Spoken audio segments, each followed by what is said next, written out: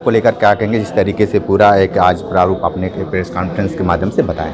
देखिए, एसआईआर की प्रक्रिया वर्तमान में इलेक्शन कमीशन के निर्देशों के क्रम में चल रही है, जिसमें बीएलओज़ के द्वारा घर घर जाकर सत्यापन का कार्य पूर्ण कर लिया गया है और सभी मतदाताओं के इन्यूमरेशन फॉर्म को ऑनलाइन अपलोड कर दिया गया है।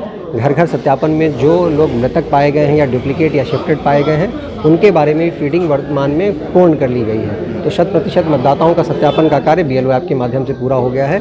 अब जो हमारी एएसडी की सूची जनरेट हुई है, वो सभी पॉलिटिकल पार्टीज़ को हमने दिया है कि वो भी एक बारी उसका परीक्षण कर लें। अगर उसमें किसी भी प्रकार की कोई आपत्ति है तो उस आपत्ति को हम लोग 26 तारीख के प्रकाशन से पूर्व ही उसको सही करा लें।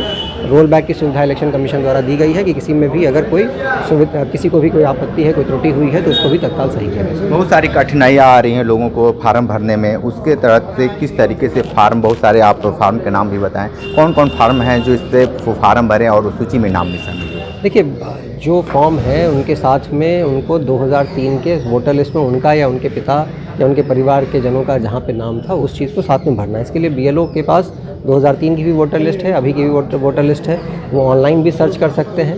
ईसीआई का जो वेबसाइट है हमारा, उस वेबसाइट से आसानी से इस चीज़ को चेक किया जा सकता है। सभी लोगों द्वारा इसमें सहयोग किया जा रहा है, सभी लोगों द्वारा फॉर्म प्रॉपर्ली भर के दिया जा रहा है। जो ऐसे लोग हैं जिनका नाम वर्तमान वोटर लिस्ट में नहीं है, तो वो फॉर्म 6 भरकर अपना नाम जुड़वा सकते हैं।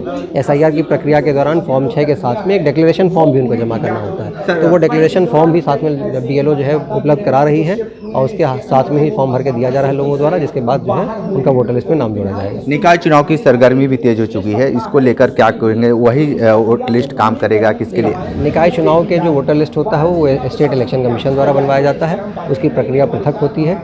अभी वर्तमान में जो एसआईआर की प्रक्रिया चल रही है वो हमारे विधानसभा और लोकसभा के जो चुनाव होते हैं उसके वोटर लिस्ट के, तो दोनों पृथक पृथक। ठीक है, तो आप सुन रहे थे जिस तरीके से वाराणसी के डीएम ने बहुत सारी बताए हैं एसआईआर को लेकर, और जिस तरीके से बहुत सारी दिक्कतों का सामना करना था वो अब कहीं ना कहीं साफ सुथरा, जिस तरीके से जो फार्म भरेंगे उसका नाम भी आ जाएगा। विशेष इंटरव्यू कर रहे थे, तमार साथ बने रहे कांडी बनारसी के साथ। नमस्कार।